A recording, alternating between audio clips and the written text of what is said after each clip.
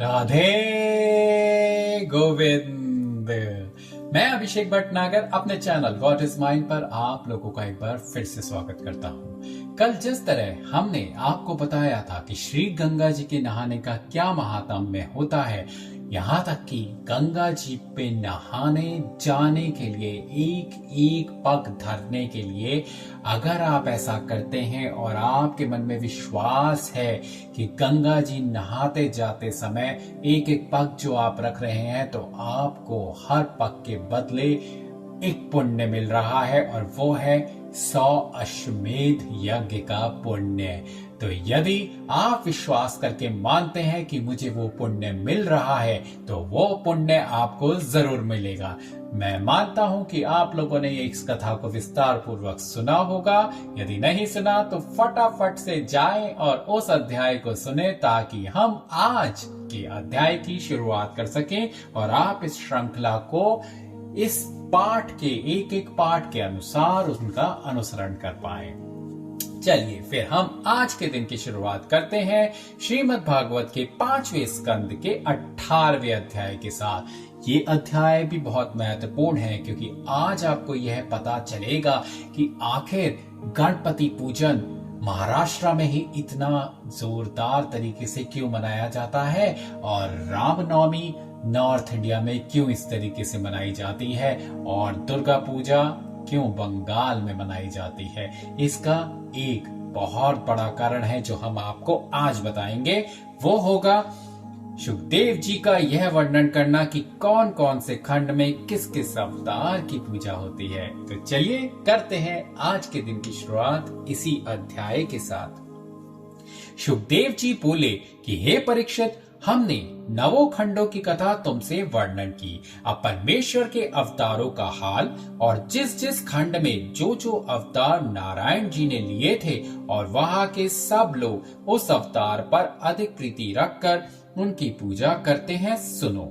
भद्राश्व खंड में वृंदश्रवा नामक राजा था। वहां परमेश्वर ने हैग्रीव अवतार धारण किया। सो उस खंड में राजा व प्रजा उसी रूप की पूजा व उन्हीं का मंत्र पढ़कर स्तुति करते हैं।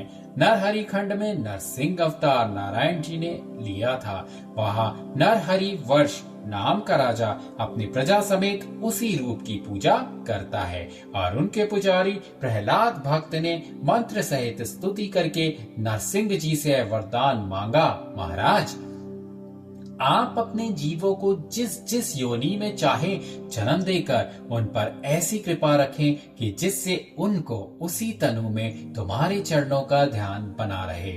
यह बात सुनकर नरसिंह जी बोले, हे प्रहलाद, तुम अपने वास्ते जो चाहो सो मांग लो, पर संसारी जीवों के वास्ते जो माया मोह में फंसे हैं ऐसा वरदान मत मांगो। तब प्रहलाद फिर हाथ जोड़कर बोले, महाराज संसार में जो लोग कुकर्म करते हैं उनका अधर्म अपनी दया से छुड़ा दीजिए। अपने चरणों की भक्ति उन्हें देकर वैकुंठ में बुला लीजिए। यह वचन सुनकर नरसिंह जी ने कहा, हे प्रहलाद, सब जीवों को वैकुंठ की चाहना नहीं होती पुत्र। जिसे सत्संग प्यारा होता है उसे ज्ञान मिलता है। कलयुग में मनुष्यों को सत्संग अच्छा नहीं लगता। वे संसारी माया में फंसे रहते हैं। जो परमेश्वर की भक्ति करता है उसके पास सब गुण अपने आप इस तरह चले आते हैं जैसे नीची पृथ्वी पर पानी बहकर बटुर जाता है। यह बात सुनकर प्रहलाद ने कहा, हे महाराज, संसार में कोई ऐसा भी मूर्ख होगा जिसे वैकुंठ जाने की इच्छा नहीं होगी।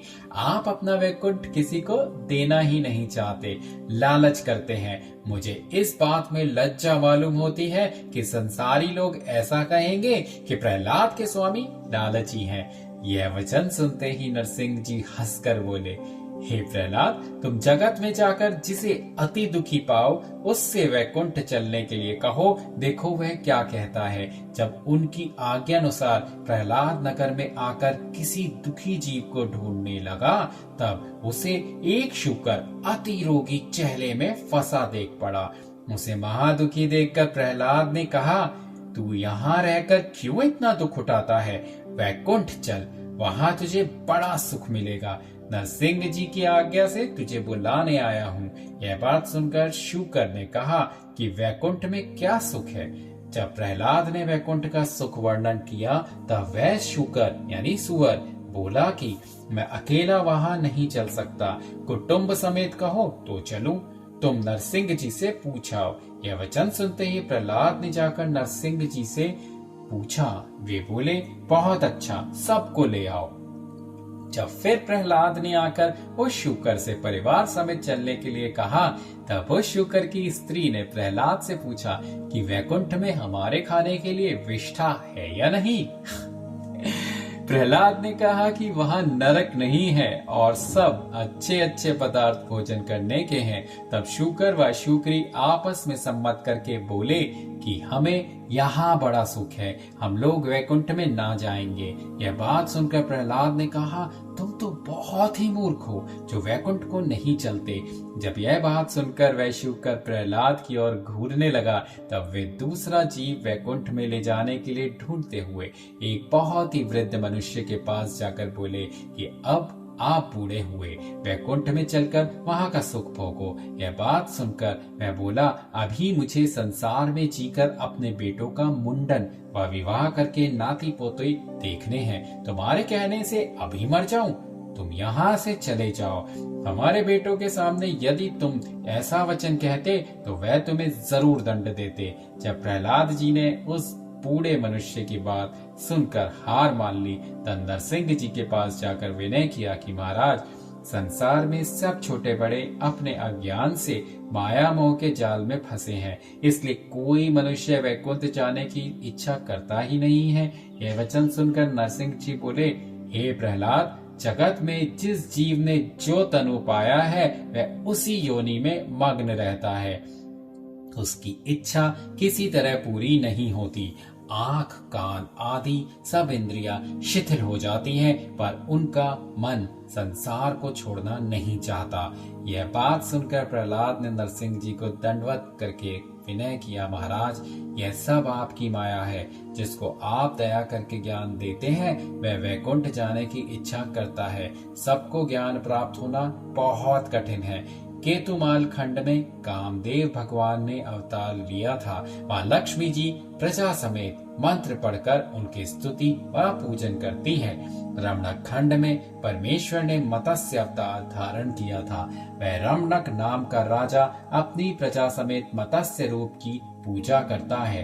हिरण्यमय खंड में नारायण जी ने कच्छप अवतार लिया था। वहाँ हिरण्यमय नाम का राजा अपनी प्रजा समेत उसी रूप की पूजा व स्तुति मंत्र पढ़कर करता है। कुरुखंड में भगवान ने वाराह अवतार धारण किया था। वहाँ कुरु नाम का राजा अपनी प्रजा समेत उसी रूप की पूजा मंत्र पढ़कर करता है और पृथ्वी उस रूप की स्तुति करके कहती है कि आप हिरण्याक्ष दैत्य को मारकर मुझे रसातल लोक से ले आए हैं। कितना अच्छा अध्याय था ये। मैं आज आपको ये बात बताना चाहूंगा, ये धर्म है और धर्म ये कहता है कि आप भगवान को किसी भी रूप में पूजे, मगर भगवान आपको जरूर प्राप्त होंगे। ये फर्क नहीं पड़ता कि आप राम की पूजा कर रहे हैं या कृष्ण की, या आप नरसिंह की पूजा कर रहे हैं या कच्छप अवतार की। नारायण तो नारायण है। नारायण को आप जिस रूप में भी पूजे, वो चाहे निर्गुण रूप ही क्यों ना हो। निर्गुण रूप वो होता है जो कि अग्नि होती है, जिसमें भगवान का कोई गुण नहीं होता। भगवान शाश्वत होते हैं। तो इसीलिए ये जरूरी नहीं है कि आप किसी भी अवतार की पूजा करें, किसी को भी अपना आराध्य माने, परंतु नारायण हमेशा हर रूप में आपके ऊपर आशीर्वाद बरसाते रहेंगे। इसीलिए ये बहुत जरूरी है, कम से कम एक अवतार को तो अपने आदर्श के रूप में माने और उनकी पूजा जरूर करें। यदि आप पूजा नहीं करते तो ये बहुत दुख की बात होगी, परंतु यदि आप पूजा करते हैं, वो किसी भी अवतार की हो, शरण आप जरूर भगवान की चले जाएंगे। तो इसीलिए मैं कहता हूँ, भागवत धर्म को सुनना बहुत आवश्यक है, क्योंकि जिस तरह भगवान ने लिखा है, जिस तरह भगवान नारायण ने जाकर प्रहलाद जी को बोला कि जाओ, जिस किसी को तुम बोलोगे उसको मैं अपना वैकुंठ दे दूंगा, परंतु देखिए ना, वो शुकर यानी सुअर, उसको अपनी वो विष्ठा खाने में ही इतना ज्यादा सुख है कि उसको वैकुंठ का जाने का जो वरदान भी मिलता है या गिफ्ट भी जो मिल जाता है भगवान से, वो उसे लेने को तैयार नहीं होता। तो ये बहुत ही सुगम बात है और बहुत ही सरल है। भगवान ने सबके दिमाग को इस तरह फेर रखा है कि मनुष्य अपनी योनि में या अपने जीवन में बस सुखी ही महसूस करता है, फिर चाहे वो कितना बड़ा दुखी क्यों ना हो, वह दुख भी उसको एक सुख की तरह ही एहसास देता है। इसीलिए भगवान की माया से थोड़ा सा बाहर निकलिए, और भगवान की माया से बाहर आप तभी निकल पाएंगे जब आप सत्संग की तरफ मुंह मोड़ेंगे। और मैं ये नहीं कहता कि सत्संग मेरा ही सुनिए या सत्संग आप केवल जो मैं बता रहा हूं आपको वो सुने। सत्संग आपके पास जहां होता होगा, सत्संग उसी का सुनिए। सत्संग वो भी है कि यदि कोई आपको अच्छी बात बता रहा है तो वो भी एक सत्संग में ही माना जाएगा, क्योंकि जो भी राह आपको सतमार्ग की तरफ ले जाए, जिस किसी का भी वचन आपको सतमार्ग की तरफ आगे ले जाए, वो सतमार्ग या फिर वो सज्जन पुरुष जो आपको उस मार्ग की तरफ ले जा रहा है, वही भगवान का रूप होगा आपके लिए। तो मैं आपको बस इतना ही कहना चाहूंगा कि भागवत पुराण में बहुत ज्ञान है। बहुत बार मैंने आप लोगों को ये बताया है, तो भागवत पुराण को और भागवत ज्ञान को बस सुनते जाइए।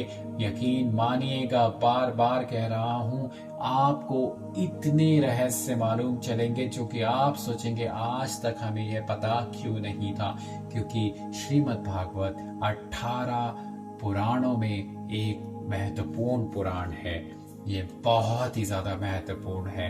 इसके अंदर सभी कुछ भरा है, ज्ञान की गंगा बहती है इसमें। तो मैं आज इस अध्याय को यहीं पर समाप्त करता हूं, ताकि आप लोग ये जो ज्ञान आज मिला है इसको अपने मस्तिष्क के अंदर बहुत अच्छे से जान ले, ताकि बाकी बात हम कल करेंगे। और कल हम क्या जानेंगे ये मैं आपको आज पहले ही बता देता हूँ। कल हम 19वें अध्याय को पढ़ेंगे, जिसमें शुकदेव जी का राजा परीक्षित से शेष खंडों का हाल कहना होगा। और उसके अलावा शुकदेव जी का विस्तार पूर्वक 7 द्वीपों की कथा भी होगी, जो वे राजा परीक्षित को बताएंगे। तो चलिए आज के दिन की शुरुआत करते हैं और एक बार भगवान नाम जरूर लेते हैं। किशोरी जी ऐसा इंतजाम हो जाए, किशोरी जी ऐसा इंतजाम हो जाए, के मन में राधा राधा राधा नाम हो जाए, के मन में राधा राधा राधा नाम हो जाए, बिहारी जी ऐसा इंतजाम हो जाए, बिहारी जी ऐसा इंतजाम हो जाए, के मन में राधा राधा राधा नाम हो जाए, के मन में राधा राधा राधा नाम हो जाए, किशोरी जी ऐसा इंतजाम जाए, राधा जी कुछ ऐसा इंतजाम हो जाए।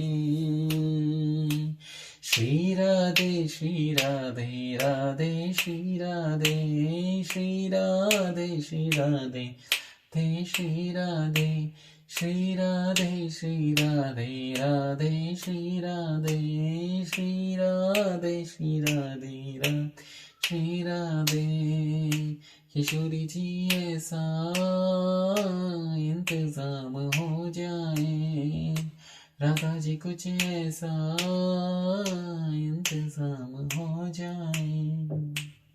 राधे गोविंद।